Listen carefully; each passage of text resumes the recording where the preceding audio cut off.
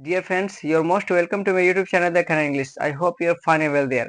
Friends, this video is going to be very special. In this video, we will learn optative sentences.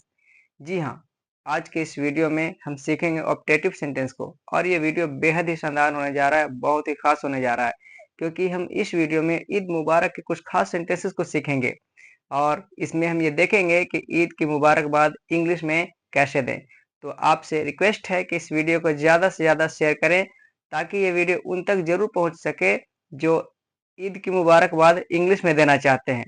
तो आइए बिना वक्त ज़ाया किए आज के इस वीडियो की शुरुआत करते हैं। तो फ्रेंड्स, ऑप्टेटिव सेंटेंस एक ऐसा सेंटेंस है जिसका यूज हम कदम कदम पे कर रहे होते हैं, किसी को विश करने के लिए, ब्लेस करने के लिए, कर्स करने के लिए या प्रे करने के लिए। फ्रेंड्स, जब हम किसी से बेहद खुश होते हैं तो हम उन्हें विश करते हैं या ब्लेस करते हैं।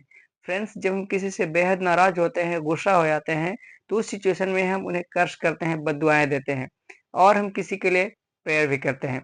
तो जब हम किसी के लिए विश करते हैं, ब्लेस करते हैं, कर्स करते हैं या प्रे करते हैं, तो ऐसे सिचुएशन में बोले जाने वाले सेंटेंस को ही ऑप्टेटिव सेंटेंस कहा जाता है। Optative sentence refers to wish, bless, curse and pray. Friends, यहाँ विश का मतलब हुआ शुभकामना, ब्लेस का मतलब हुआ आशीर्वाद, कर्स का मतलब बद्दुआ, शाप और प्रे का मतलब हुआ प्रार्थना करना। तो जब हम किसी सेंटेंस में किसी के लिए विश कर रहे होते हैं, ब्लेस कर रहे होते हैं, कर्स कर रहे होते हैं या प्रे कर रहे होते हैं, तो इस तरह के सेंटेंस को ऑप्टेटिव सेंटेंस कहा जाता है।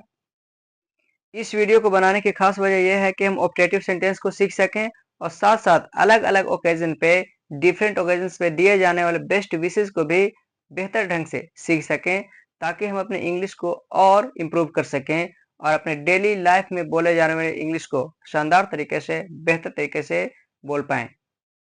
ऑप्टेटिव सेंटेंस एक बेहद ही इजी टॉपिक है जिसको, जैसा कि हमने जाना कि विश, ब्लेस, कर्स और प्रेयर के लिए यूज किया जाता है। आइए अब हम इसके स्ट्रक्चर की बात करते हैं। याद रहे, ऑप्टेटिव सेंटेंस का स्ट्रक्चर होता है may plus subject plus V one plus object plus other word और फुल स्टॉप। यहाँ एक बात को ध्यान रखना होगा कि ऑप्टेटिव सेंटेंस में कई बार मे का यूज नहीं किया जाता है। तो ये देखने में तो लगता है कि ये इंपेरेटिव सेंटेंस है, लेकिन ये इंपेरेटिव सेंटेंस नहीं होता है, बल्कि हम उस सेंटेंस में भी जिसमें मे का यूज नहीं किया गया हो, उसमें भी हम किसी को विश कर रहे होते हैं, ब्लेस कर रहे होते हैं, प्रे कर रहे होते हैं या कर्स कर रहे होते हैं। जी हाँ, इंपेरेटिव सेंटेंस का use order, command, advice, request या चैलेंज के फीलिंग से किया जाता है, लेकिन ऑप्टेटिव सेंटेंस का यूज विश, ब्लेस, कर्स या प्रेयर के फीलिंग से किया जाता है, जिसमें हम या तो बेहद खुश होते हैं या फिर बेहद नाराज होते हैं। I hope you are watching the video carefully and understanding the things clearly. Friends, मुझे उम्मीद है कि आप इस वीडियो को बहुत ही गौर से देख रहे होंगे और चीज़ों को आसानी से समझ पा रहे होंगे। जिन सेंटेंसेस का यूज़ हम अपने एल्डर्स के लिए, अपने सीनियर्स के लिए, किसी प्रोफेशनल के लिए, अपने फ्रेंड्स के लिए या किसी स्ट्रेंजर्स के लिए इस्तेमाल कर रहे होते हैं, वे विश कहलाते हैं। जबकि वही सेंटेंस अगर हम किसी अपने यंगर के लिए, अपने छोटे के लिए यूज़ करें, तो वो सारे के सारे सेंटेंस ब्लेस कहलाते हैं। और याद रहे, जब हम किसी से बेहद नाराज हो जाते हैं, बेहद दुखी हो जाते हैं, क्रोधित हो जाते हैं और गुस्से में जो सेंटेंस बोलते हैं, कटु वचन बोलते हैं, जो अपशब्द बोलते हैं, जो किसी को नुकसान पहुंचाने वाले सेंटेंस बोलते हैं, ये कर्ज कहलाते हैं। और अपनी मार्मिक भावना को एक्सप्रेस करने के लिए, अपने उम्मीद को एक्सप्रेस करने के लिए जब हम किसी को बोलते हैं, ये प्रेयर कहलाते हैं। उम्मीद है कि आप इन बातों को बहुत ही इजीली समझ पा रहे होंगे। सबसे पहले हम विशिंग एंड ब्लेसिंग सेंटेंसेस को देखेंगे, जिसमें हम ये देखेंगे कि किसी को विश करने के लिए या ब्लेस करने के लिए कौन कौन से सेंटेंसेस का प्रयोग किया जा सकता है। और इसमें हम ये देखेंगे कि वैसे सेंटेंस को सबसे पहले यूज करेंगे जिसमें मे का यूज किया गया हो। फिर हम ऐसे सेंटेंसेस को भी लेंगे जिसमें मे का यूज नहीं किया गया हो, यानी विदाउट मे अगर कोई ऑप्टेटिव सेंटेंस है तो वो कौन कौन से हैं, इन्हें भी हम देखेंगे। मे गॉड ब्लेस यू, भगवान आप पे कृपा करे। मे गॉड सेव यू, भगवान आपको बचाए।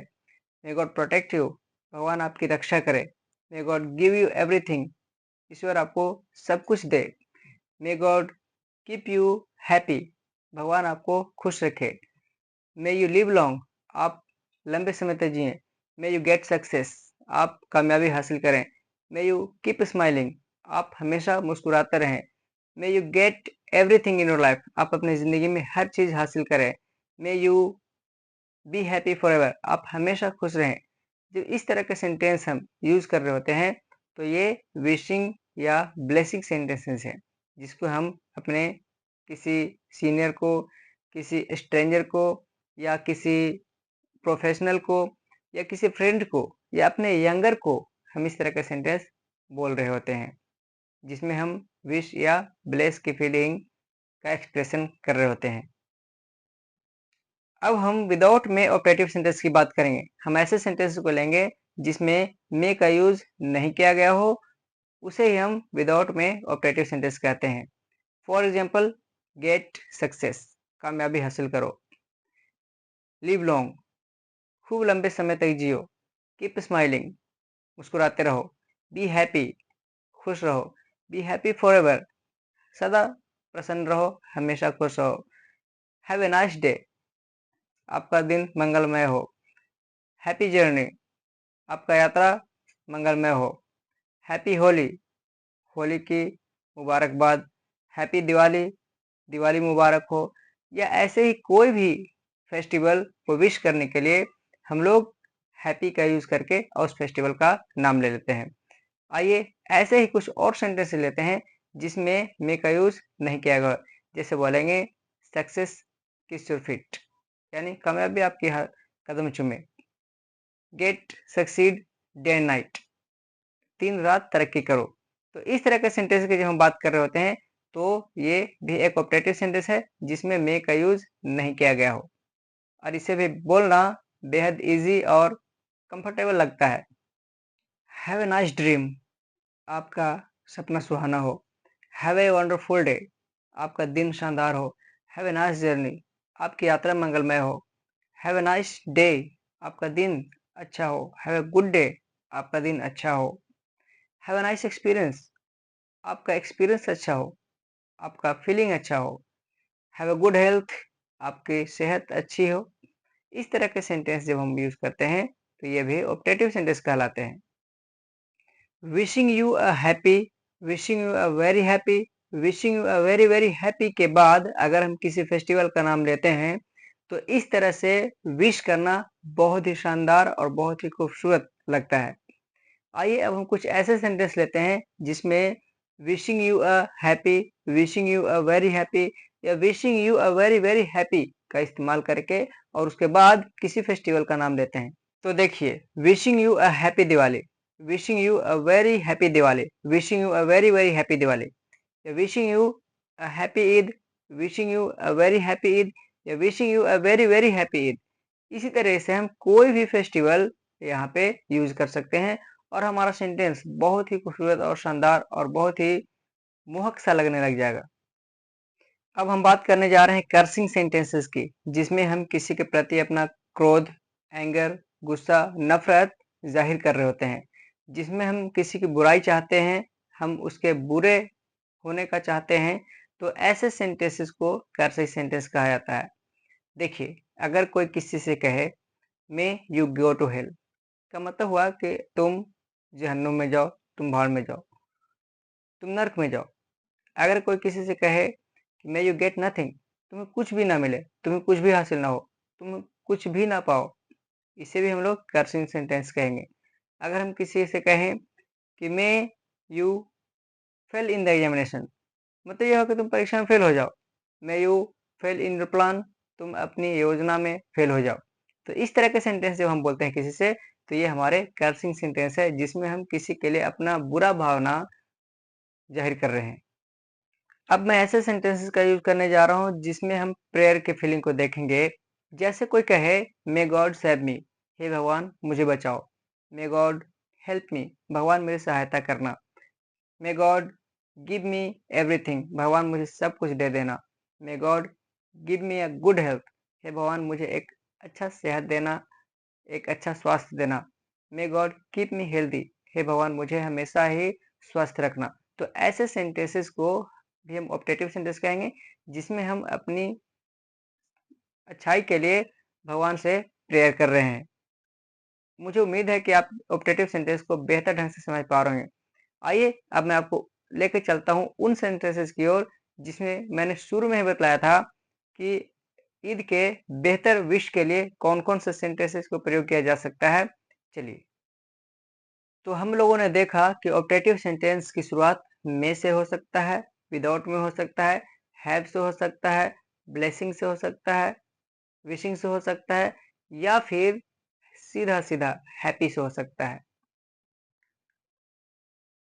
अब हम आपको ले चलते हैं उन सेंटेंसेस की ओर जिसके बारे में मैंने आपको शुरू में ही बताया था कि ईद के मुबारकबाद देने के लिए किन-किन सेंटेंसेस का प्रयोग कर सकते हैं। चलिए उन्हें भी बेहतर ढंग से सीखते हैं।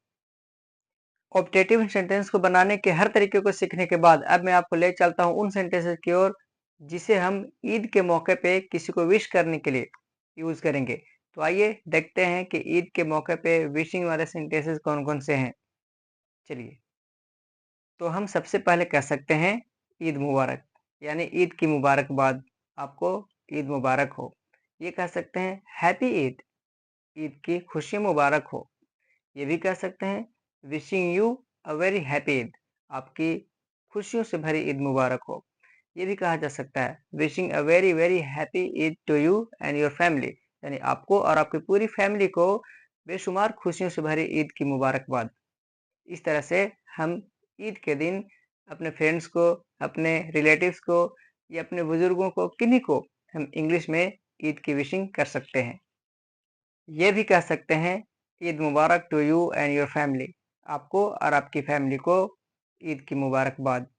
ये भी कह सकते हैं may God bless you on this Eid, आज के इस ईद के दिन खुदा आपको बेशुमार नेमतों से नवाजे और खूब सारा बरकत दे। ये भी कह सकते हैं may this Eid bring happiness in your life, आपकी ज़िंदगी में ये ईद खुशियाँ लेकर आए। इस तरह से भी हम अपने विश को किसी के सामने पेश कर सकते हैं और मुझे उम्मीद है कि ये बहुत ही बेहतर ढंग से आपको विश करने में मज़ा आएगा। ये भी कहा जा सकता है कि may God grant your all prayers and wishes, खुदा आपके हर दुआओं को कबूल करे। ये भी कहा जा सकता है कि may God bless you with happiness, खुदा आपको ढेर सारी खुशियों से नवाजे। ये भी कहा जा सकता है कि may God shore his bless on you, खुदा आप पे ढेर सारी रहमतों और बरकतों की बारिश करे। और इस तरह से जब हम किसी के सामने अपनी विश पेश करेंगे तो उन्हें भी सुनकर बहुत अच्छा लगेगा।